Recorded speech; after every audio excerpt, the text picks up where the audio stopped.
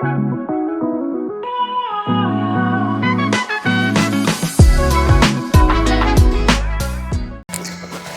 んにちは、マダムサライです。いつもご視聴くださりありがとうございます。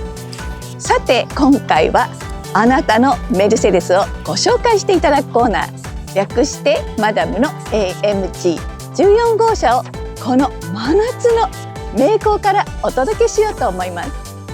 今回ご紹介させていただくお車はこちら W202 初代 C クラス、ダイムラーが誇る天才エンジニアヘルマン・ガウス教授の最高傑作としても知られていますよね。それではオーナーの紀藤さんをお呼びしましょう。紀藤さん、どうぞこちらへ。失礼します。こんにちは。こんにちは。相変わらず暑いですね。はい、じゃあ今日はこちらの紀藤さん、こちらの W202、24年間所有されているとお伺いしましたが、はい、こちらのお車ね、はい、自分なりに自分好みにいろいろと手を入れてらっしゃるということで、はい、今日はですねこちらのチューニングアップを含めたこちらの車の魅力を、はい、オーナー自らアピールしていただこうと思いますので、よろしくお願いします。ありがとうございます。この車は、通勤車として買おうとして、BM の E36M3 と軽自動車を持ってたんですけど、軽自動車が年式古くなったので、それを手放して何か探していたらちょっとこの車が出てきたよというところで、同じ BMM3 の直録と同じなので、いいかなって言って買ってみたのが始まりです。で5年落ち4万キロで買って、で、とりあえず足回りはビルシュタインのスポーツキットを組みました。走りが好きだったので、でそれ以降乗ってたんですけど、数年ですね、3万キロ超えたあたりで、AT のリバースが滑ったので AT をオーバーホールしてます。さらに1万キロぐらい乗って4万キロぐらい経ったところで、今度はヘッドのオイル漏れが起きてきたので、ヘッドを下ろさなきゃいけないっていうことで、ヘッドを下ろしがてら、ヘッドのオーバーホールとバルブ周りのフルバランス、軽量化、ポート研磨とかをやってもらってます。でそれ以降はほとんど通常のメンテなんですけど、メンテをいろいろかけてるので、さすがに20年以上乗ってると、ほとんどの部品は新品になってるなっていうのが今のこの車です。でこの車は国内ディーラー車なんですけど、ちょっと変わったところが、国内ディーラーにないこのウッドパネルがついてます。おそらく多分ポプラのウッドっていうやつだと思うんですよね。国内だとゼブラノ、この年式だとゼブラノのはずなんですけど、で後期でもローズウッドしかないんですけど、これはローズウッドよりちょっと明るいポプラのウッドっていうやつで、これは一応オリジナルのままですね。だからこれを探すのに結構大変で国内では買えないので、自分で eBay 使って US から輸入して、これは取り替えた、はい、自分で交換してます。これも交換してます。だからもともとが中古なので状態が悪いっていうのもあるので、ひび割れてきちゃったりはしてるんですけど、とりあえず剥がれてはいないのでいいかなっていうところで。そうですよね。やっぱこれ割れちゃうんですよね、こういうところもね。本当にリアルウッドなので、最近のはウッド調ってプラスチックが使われてるんですけども、この世代は90年代本当にリアルのウッドなので、だんだんやっぱし割れてきちゃう、ひびが入ってきちゃうのはもう仕方がないですね。こういうとこもひびはちょっと入ってきちゃってますけど。これね、磨き屋さんとかいらっしゃいますけどね、その磨き屋さんもいつまでお仕事をしてくれてるか、してくれるかわかんないですもんね。そうですね。これすごく精巧な作りになっていて、ただのウッドだけじゃないんですね。裏はアルミパネルがこの状態であるんですね。でアルミパネルにこの状態のウッドが貼られてるので、これはなかなか技術がいる。リペアするにも技術がいる世界ですよね。もう職人技ですよね。本当ですね。薄いんですよね、これ。すごい薄いです。私も自分で交換してるんで、物を見て分かってるんですけど、すごい薄くて、すごい、だから薄いアルミの上に薄い木が貼られてるっていう状態で、だから多分、貼ってからこういうとこ削ってるのかなっていう、この形にっていう気はしてるんですけど、まあ、製法は分からないんですけど。しちゃいましたね。はい、そうなんです、ね。なので、これも、US の C36 の AMG のパネルを輸入して入れてるんですよ。なので、この車についてない ASR のスイッチがあるという。これ、関係ない。裏で線がつながってない。自分で交換してるんで分かってるんですけど、これ裏で線がつながってないんです。だからもともと純正にはこれのない状態。この状態だけのボタンだけあるんですけど、まあ余分なボタンがついてる。まあここ穴が開いた状態ではまずいので。そういうのがありますね。だから後期になるとまたこれが変わっちゃうので、後期のローズウッドとかはあるんですけど、まあつかないんですよね。だからこっちも形が違うのでつかないので、使えるのはこれとこれと、あとガーニッシュとかサイドとかぐらいですね。はいね、これは本物がいいですよね。そうですね。でももう手に入らないですね。だ国内はローズウッドと、まあ基本ゼブラのなんですけど、これはその本国のパーツリストみたいなのを見ると、もう一個ポプラノウッドっていうのが出てきて、おそらくそれだと思います。なのでちょっと国内にはない仕様で、多分90年代は新車で買った時の人が、いやこういうのがいいよって言って変えたんだと思うんですね。今はそういう対応してもらえないんですけど、オプショナルみたいな、スペシャルオプションみたいな感じで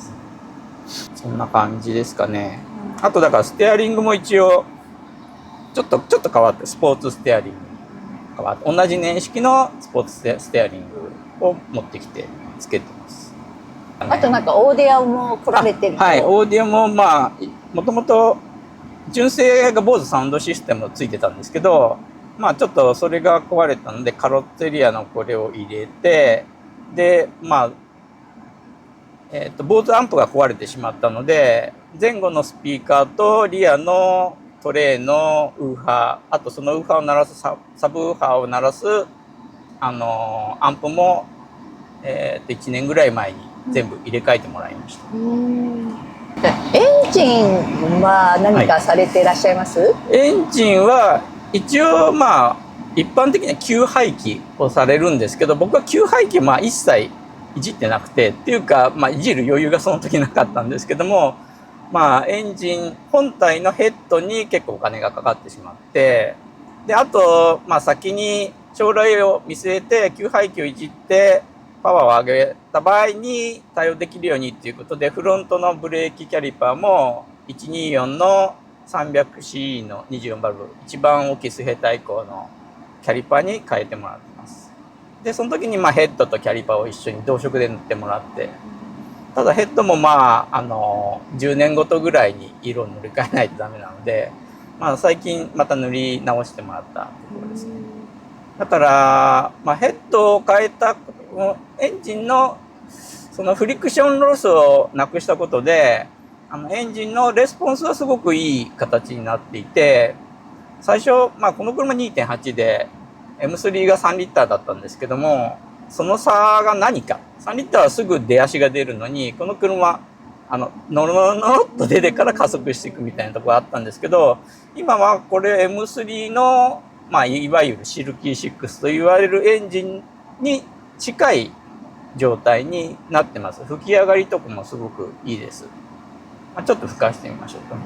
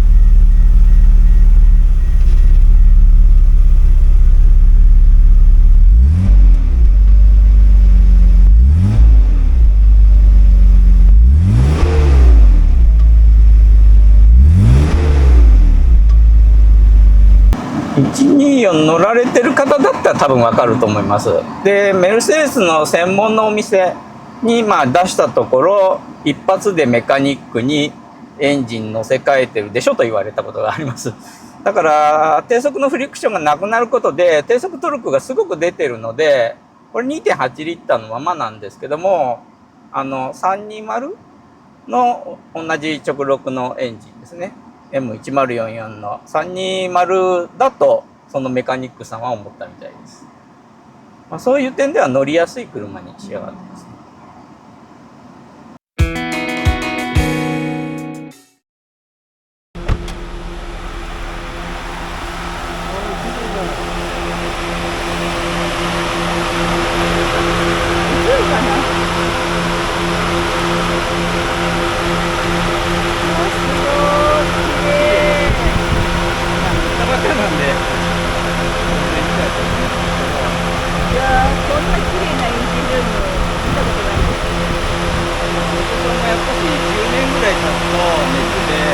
排気側から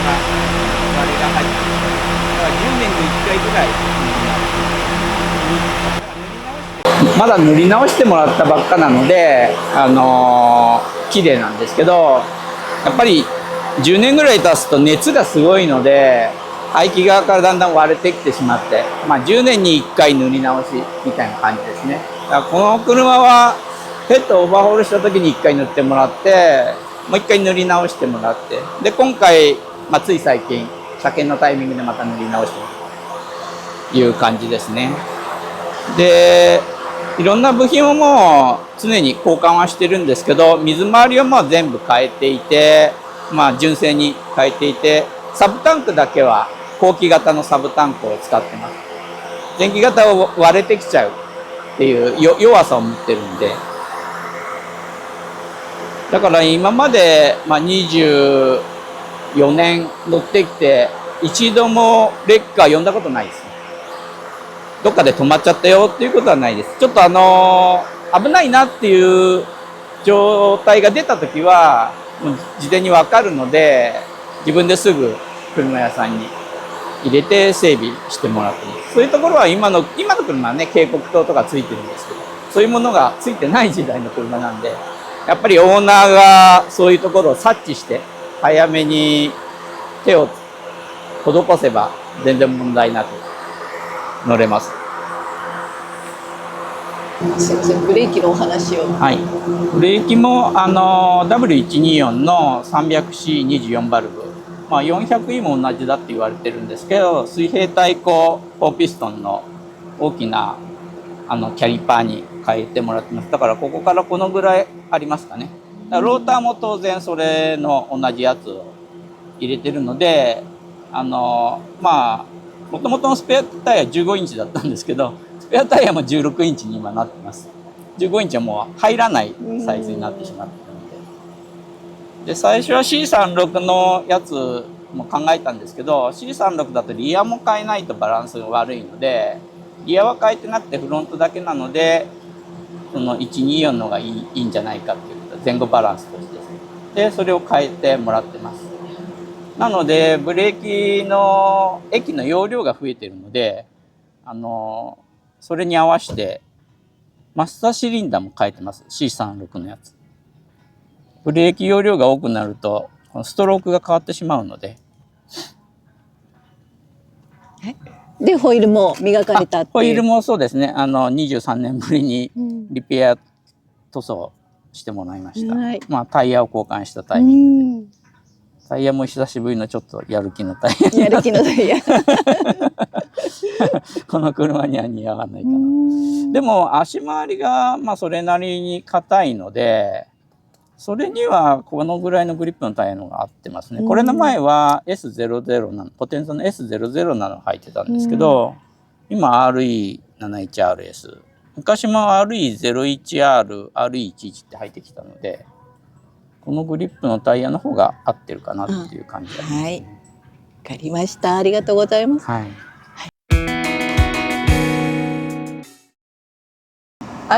ボディも再塗装されてるんですよね。はいはい。ボディもオールペンしてまして、まあ最初はガラスコーティングをかけてたんですね。でそれもまあ機材が建物の外壁塗装に使われるような機材が入ってるので、まあ自分的には10年ぐらい持つなと思ってて、で確かに10年持ったんですよ。10年経ってもコーティング層は剥がれてない。だけどバンパーとか、あとやっぱしルーフのもともとルーフのシルバーなので、ブリリアントシルバーなので、ルーフのクリアがちょっとひび割れが目立ってきたっていう部分があって、まあちょうどいいタイミングかなっていうことで、まあ6年前なんで、今年が29年ものだから23年目ぐらいですか。車としては23年目ぐらいに、まあ、全塗装をしました。すごい綺麗ですよね。そうですね。おかげさまで。輝いてる。で、まあ、全塗装して、あと、まあ、その後に、まあ、やはり、同じような、10年ぐらい持つ機材を使ってる、コーティング屋さんに出したので、まあ、上がってきた時は本当に小モデルみたいに綺麗に輝いてましたね。塗装にかかった金額って聞いちゃってもいいですかね。ああ、いいですよ。まあちょっといつもお世話になってるお店経由で出してもらったので、まあ片手ぐらい。まあちなみにこれオイル交換で一回ディーラーさんに、お願いして持ってった時あって、その時にお話ししたら、ディーラーさんでやると、一本の丸が2つっていう。あ、一本の丸が2つ。そうですね。だからディーラーさんでお願いするより半額ぐらいでできたかなっていうところですね。はい、ありがとうございます。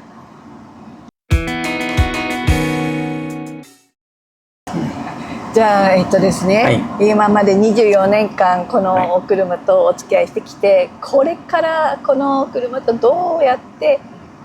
付き合っていこうとお考えなんですかね。まあ基本的にはもう一生ものというつもりで、まあ自分が車乗れなくなるまではこれ乗ろうかなと思ってます。ただまあ古い車なのでネオクラシックと言われる世代になってきたので、だんだん心配なのは部品が徐々に入手が難しくなってきたなっていうところ、はい。特に内装とかそういうやつももう基本外装内装部品はほとんど手に入らなくなってきて、だからこのルーフもですね、これ張り替えてもらったんですよ。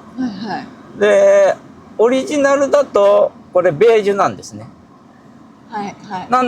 んですけど、このサイドが黒なんですよ。オリジナルはルーフがベージュで、サイドのこの取っ手のところから黒に2色で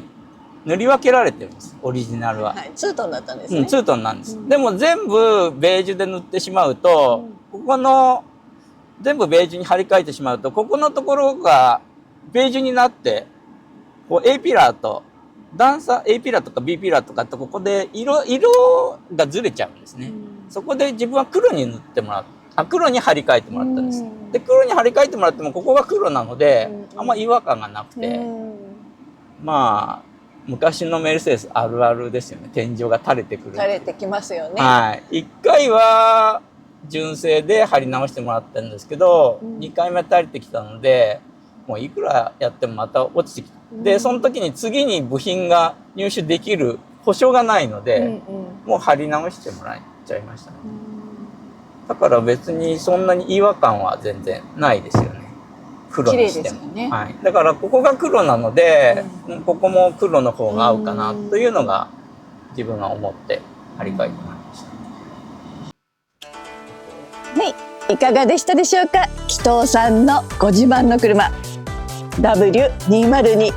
素敵な車でしたよね。もうご自分好みにチューニングされて、もう一生のお付き合いということで、はい、今日ものです。そうですよね。これからも仲良くお付き合いお願いします。はい、それではもうすごい暑い中ありがとうございました。ありがとうございました。はい、長らくご視聴くださいましてありがとうございました。それではまたお会いしましょう。さようなら。